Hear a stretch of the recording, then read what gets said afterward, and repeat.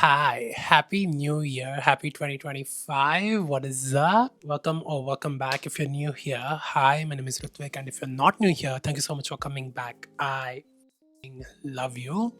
Welcome to a new video. I have not done a sit down video in a very long time. I think so. The last sit down video I did was uh, my September, October, November wrap up. That was at the start of December, I think so.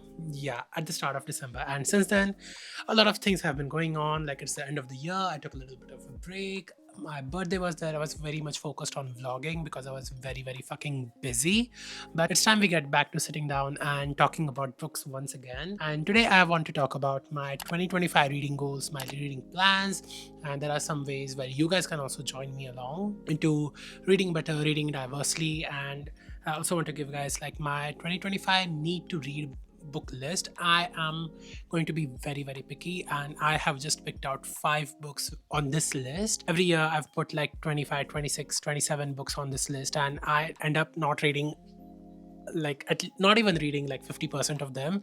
But this time around I'm going to be very picky, and I'm going to put 5 books on the list, and those books need to be read by the end of the year, by hook or by crook. So for 2024 I set a goal of reading 1 book on Goodreads, because I did not want to have any sort of like number goal, because those always just tend to stress me out, because it kind of puts like a time limit on your reading, kind of turns it into like a race. It kind of turns it into a thing where you just read to hit a particular number. So I decided to put in 1 book on my Goodreads and 1 book on my Fable, and that was just like a way for me to track them. But I ended up reading 95 books. I read a bit faster in the start of the year, so I was very hopeful that I would once again read a lot and read like 100 books by the end of the year. But I did not end up reading that, and I felt a little bit sad and mad at myself. But then I remembered, like, hey, my goal was to read 1 book. Why the fuck am I doing this? Why the fuck am I like chiding myself? Why the fuck am I doing that? And this time around, and I'm not gonna set a number goal for the amount of books I'm gonna read this year. I do have a few reading goals, but those are not like goals per se. Those are more like intentions. Those are things which I am going to look for in my reading this year. And the first one is that I want to read a lot more Indian fiction. A lot of my reading, almost like 95 to 99% of my reading, comes from international authors, from authors for the most part from the US or UK, just like a lot of Western authors in my reading sphere. And I want to change that, because there's a lot of new Indian fiction, be it Indian literary fiction or be it Indian contemporary fiction. A lot of good Indian fiction is coming out recently, and it is my goal to read a lot more of it. I read this book called Where Mayflies Live Forever back in 2023, and I still think about that book so often because it's just that good. And there are more books which are coming out which are of that exact caliber and even beyond that caliber, and I want to read a lot more of that. And I want to highlight more Indian authors on my channel, because I know, like, even though like 45% of my audience is Indian, the rest of it is from different countries. So I want to highlight Indian authors and do my part in bringing Indian literature to a global stage. Yeah, that is one of my main goals. I want to read a lot more Indian fiction. There are many Indian books on my TBR, and one of them is a book which I received just today, which is called The Other Sister by Amrita Tripathi. This is Indian contemporary fiction with literary undertones. It discusses life in the social media age, how we are so connected yet so isolated, and I'm very excited. I'm reviewing this for publication, so keep an eye out. I'll probably like give a link when it's out on my Instagram story, and I'll also talk about it in a vlog somewhere. Kind of also leads me to the second intention which I have, is to read a lot more translated fiction. And when I say translated fiction, I do read a lot of translated books, like that shelf, and then that shelf. No, this shelf. So this second last shelf of this big shelf and the third last shelf of the shelf, those are all of my translated books, and there are many more on my TBR cart and the new books that I've got. I've realized like around 80 to 85% of my translated reading comes from Korean and Japanese languages, and I want to rectify that, because as much as I love Japanese books, as much as I love Korean books, there are many more languages in the world, and each of those languages has such a deep and such a rich literary world, even Indian languages. So I want to read a lot more books from all across the world. So be it French books, be it Spanish books, be it Portuguese books, be it German books, or be it Indian books, or be it Kannada books, be it Marathi books, be it Bengali, be it Hindi translated books. I want to read a lot more from a lot of different languages. That is one sure short way to diversify your reading and to open yourself to new perspectives and to new worlds in this world, if that makes sense. And I really want to make that a priority. I'm probably going to create this little club where we are going to read a book from a different language every single month. If you're interested in doing that, keep an eye out on my Instagram stories, because I want to build a community around this where everybody is excited to explore new languages and explore literature from different languages and just expand their reading horizons, expand their worldview as well. One of the biggest takeaways from reading translated fiction is you get to learn about life from a different culture. You get to learn about life and perspective and thoughts and beliefs and everything that goes on in people who live completely different lives, who live in completely different spheres of the world. So reading translated books is very important, and I want to highlight a lot of different languages this year. The third intention for my reading is to read for pleasure. While I am a bookish content creator, while I do write reviews for publication, so reading is also part of my work. Apart from that, I also want to focus more on reading for pleasure. So be it reading books which I love, like cozy mysteries. So I recently started this new series which is very good. I finished the first book in a single day. I already can't wait to jump to the next book in the series. There are 9 or 10 books in the series. So I want to focus more on reading for pleasure as well.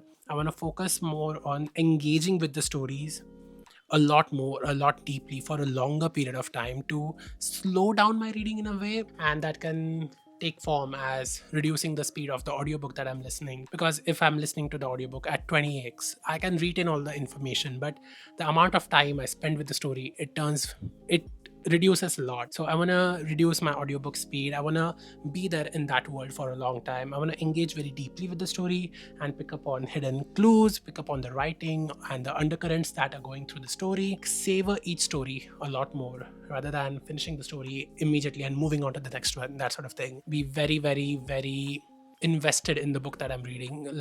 If something in the book is triggering some sort of thing, then I want to go back and Google it. I want to do some research on it, that sort of thing.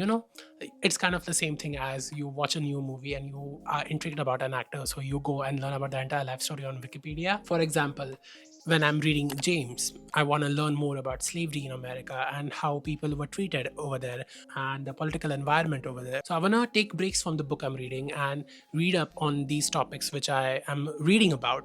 Essentially, I want to engage a lot more and let the book have a lot more deeper impact on me. The last one is kind of very stupid, but it's kind of also important, that I want to go book shopping in my shelf. I want to read more from my shelves than read more from bookstores.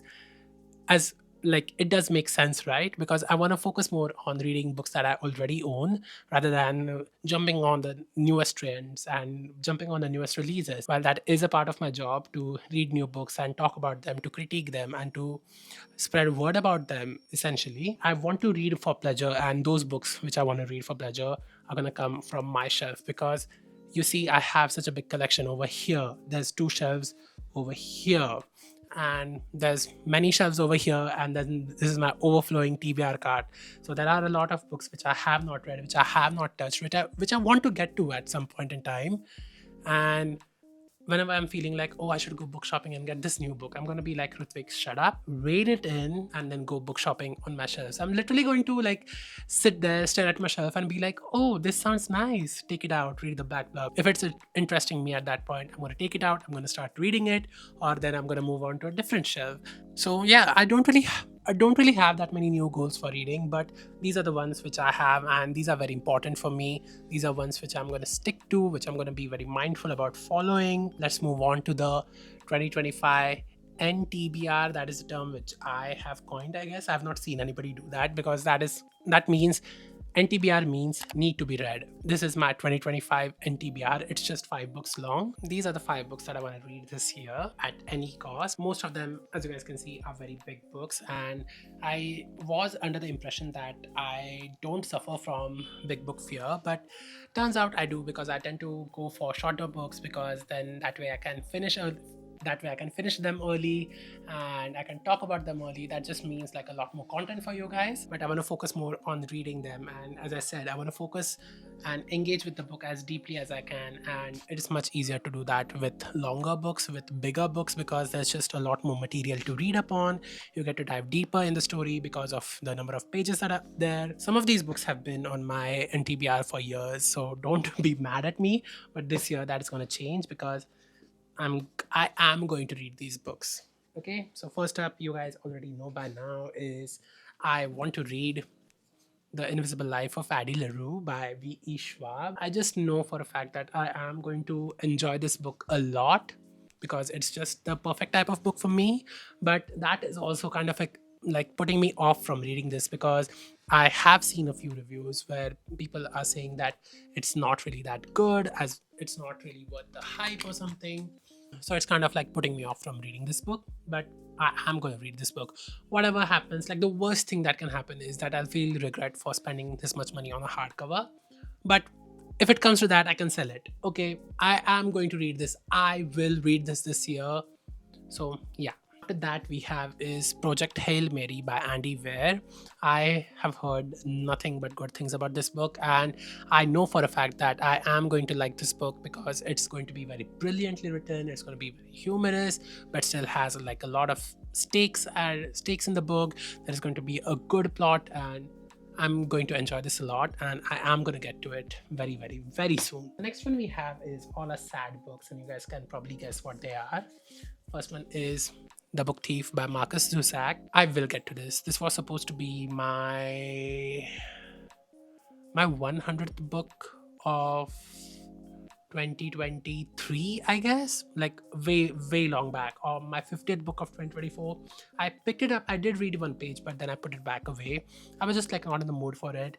I don't know why, like I'm not in the mood to read sad books anymore, because I have found my niche to be like a happy book, like a book which gives a lot of hope, which is very cozy, which is very comforting. And as sad as this is, I know there's like a lot of comfort in here. It's going to be very, very heartbreaking, but it will heal your heart as well. So I'm going to read this, because everybody who reads The Book Thief says that it's one of the best books that they have ever read. After that, we have is Demon Copperhead by Barbara Kingsolver. This won the Women's Prize for Fiction last year, 2023, and I want to read this. This sounds so perfect. It's a retelling of David Copperfield, and I am just so excited to read this. It's also a very big book, but I have an audiobook copy of it.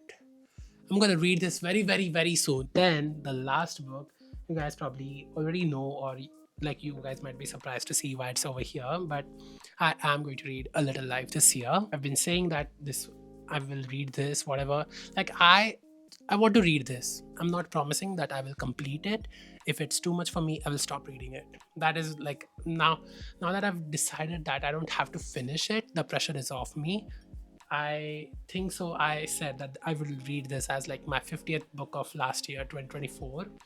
But I never got around to do that, because at that point my mental state was just not in the place where I would have been able to even read it, not just let alone like digest it or savor it or whatever. So stay tuned for the vlog, because obviously if I'm gonna break my heart, if I'm gonna be traumatized forever, let me get views out of it. Okay, so yeah, with that, this short little video comes to an end. I don't really have a lot more to say, so stay tuned on my Instagram for the read across multiple languages challenge thing, which I'm going to do. I'm still in the process of figuring it out, how I want to like go about doing it online. But yeah, I am definitely very excited to read a lot of different books this year, and then to highlight them and recommend them to you guys. So I'm very, very, very looking forward to reading this year.